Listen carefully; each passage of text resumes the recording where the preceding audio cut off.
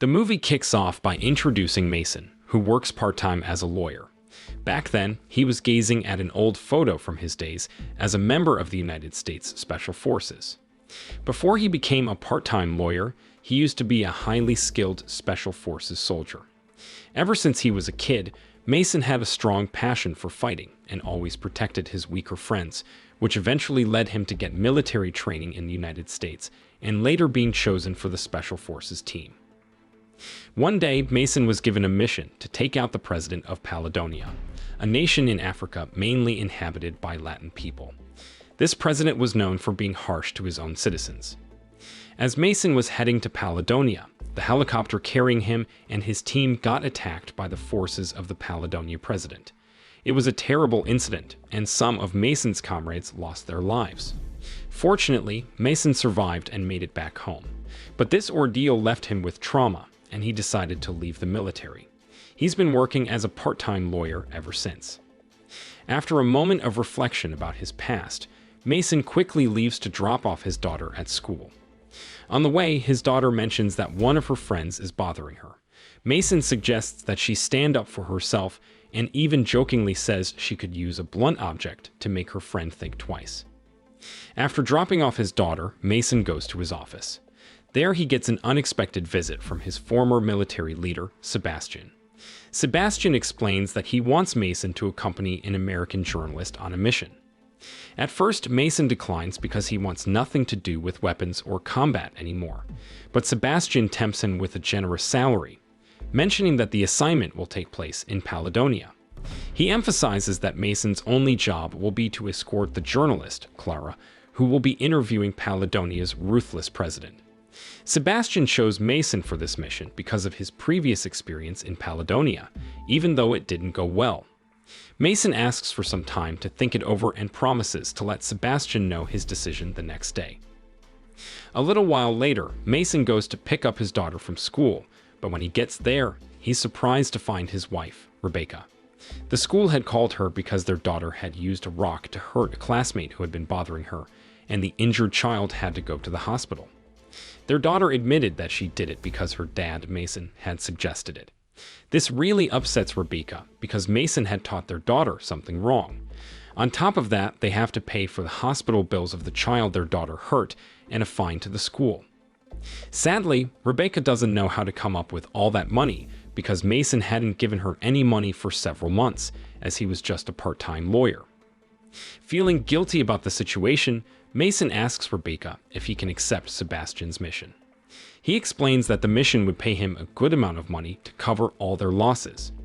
At first, Rebecca is worried about Mason going on the mission, fearing that he might not come back. But she also realizes that their family is in a tough financial spot and doesn't have many options. So, in the end, she gives Mason permission to go.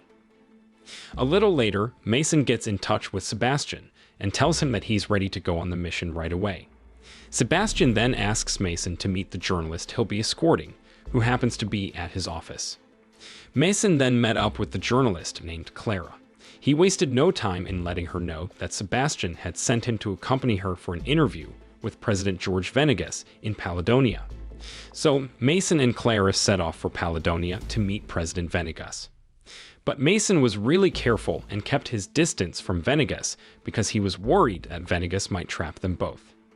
After a welcome reception, Venegas took Mason and Clara to the state palace for the interview. However, on the way there, they were suddenly attacked by some mysterious military group. Mason didn't waste any time and fought back, eventually managing to get rid of all the attackers. At first, Mason suspected that Venegas might be behind the attack, but Venegas swore that those weren't his people, and they seemed to be after him as well. Venegas explained that he'd been facing sudden attacks from unknown forces for the past few months. The reason he wanted to be interviewed by Clara was to get the attention of the international media on this matter. Even so, Mason still didn't trust Venegas, so he decided to leave with Clara. While they were on their journey, Mason got in touch with Sebastian and asked him to send a rescue helicopter. He told Sebastian about the attack they just survived from an unknown military group. Hearing this, Sebastian asked Mason to send their current location, and he promised to dispatch a rescue helicopter within 20 minutes. 20 minutes later, Mason and Clara spotted a helicopter approaching. But it wasn't the one Sebastian had sent. It was one from the enemy group that was still chasing them. Realizing the danger, Mason grabbed Clara, and they made a run for it, leading to a chase and a shootout in the forest. Whenever he had the chance, Mason tried to shoot down the pursuing helicopter, and he succeeded in bringing it down. After the helicopter was destroyed, 2 remaining enemies' troop had them cornered. At first, they thought there was no way out, but then Venegas showed up and took out the attackers. This made Mason start to realize that the military group was not under Venegas, so he and Clara decided to team up with him. Later on, Venegas invited Mason and Clara to take a break in a nearby village, which happened to be his hometown. On a different note, there was a mercenary named Mike who received a call from a mysterious man. The mysterious man asked Mike to track down Venegas, as well as Mason and Clara. Venegas, Mason, and Clara had arrived in Venegas's hometown, and they received a warm welcome from all the villagers. Even the village chief, who had been friends with Venegas since childhood, expressed his gratitude towards Venegas. After that, they decided to freshen up because they hadn't had a chance to shower since the previous day. But when they finished bathing, they realized there were no towels available, so they had to leave without using any.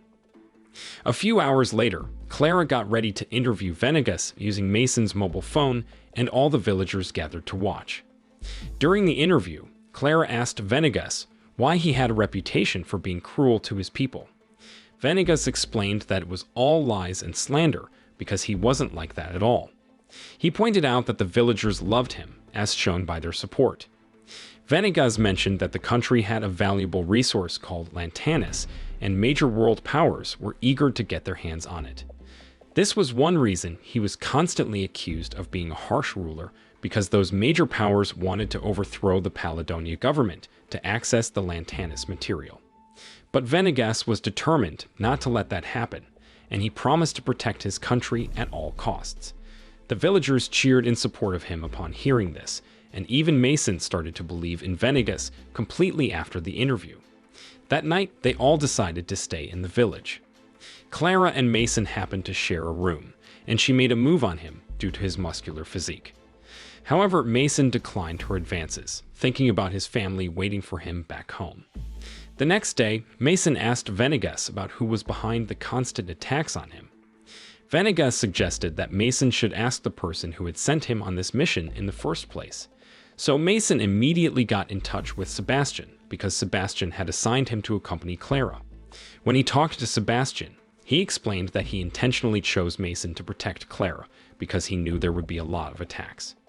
If he had picked another guard, Clara might not have made it this far. Mason then asked about the identity of the military forces behind the attacks. Sebastian then clarified that the attacks were orchestrated by the major world powers in the African Union. They wanted to overthrow the Paladonia government by getting rid of Venegas. Additionally, the African Union had teamed up with Venegas' nephew, George Mendes, who was the vice president, in an attempt to remove Venegas from power. Hearing this, Mason finally realized that Venegas was innocent, and now he was determined to protect him as well. Shortly after that, a group of mercenaries led by Mike suddenly showed up in the village. Mike had been hired by the African Union to track down Venegas. He immediately took the village chief hostage to force him to reveal where Venegas was hiding. Not wanting the village chief to get hurt, Venegas surrendered himself on the condition that everyone else in the village would be safe. But just as Mike was about to take Venegas, Mason and Clara arrived on horseback and rescued Venegas. There was a chase, and Clara got captured while Mason and Venegas kept running to escape from Mike. After they'd run deep into the forest, Venegas began to share a story with Mason about an incident in the past. It was about a helicopter from the American Special Forces that had been shot down by African Union mercenaries in this very forest area. Hearing this, Mason realized that the American Special Forces mentioned by Venegas were actually his own troops. He now understood that the attackers were African Union mercenaries, not Venegas' people.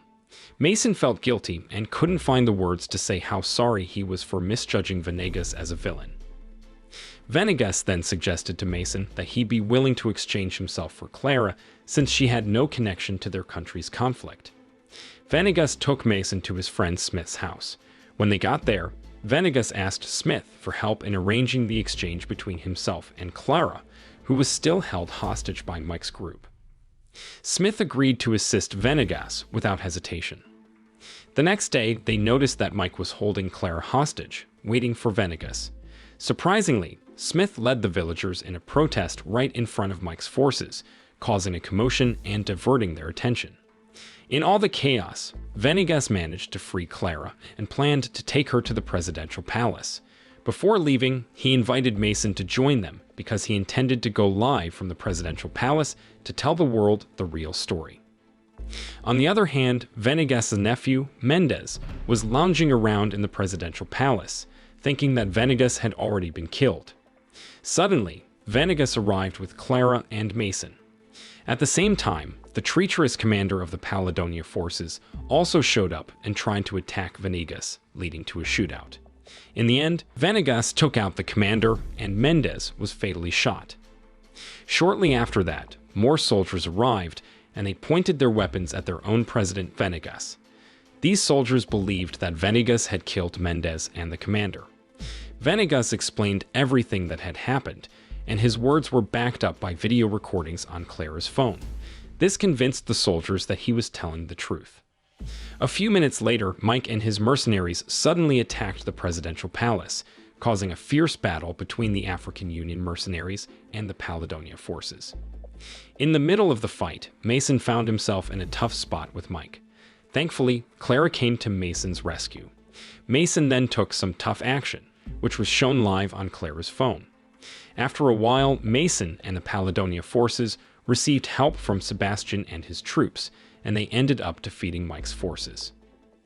Several days later, the truth about President Venegas of Paladonia was broadcast on international TV channels. The world now understood that Venegas, the president of Paladonia, was actually a good person who had been falsely accused by greedy individuals who wanted to exploit the country's natural resources. On the other hand, Rebecca, who saw her husband in action on TV, felt incredibly proud of Mason, the part-time lawyer who had saved an entire nation. The next day, Mason finally came back home, and he got a big hug from Rebecca. Also, he got some great news from Sebastian. He had sent Mason a mission payment of $5 million. Hearing this, Rebecca was thrilled because she wouldn't have to worry about money anymore. The moral lesson from the story is, be careful with the advice you give your kids, or you might find yourself saving nations just to pay their hospital bills.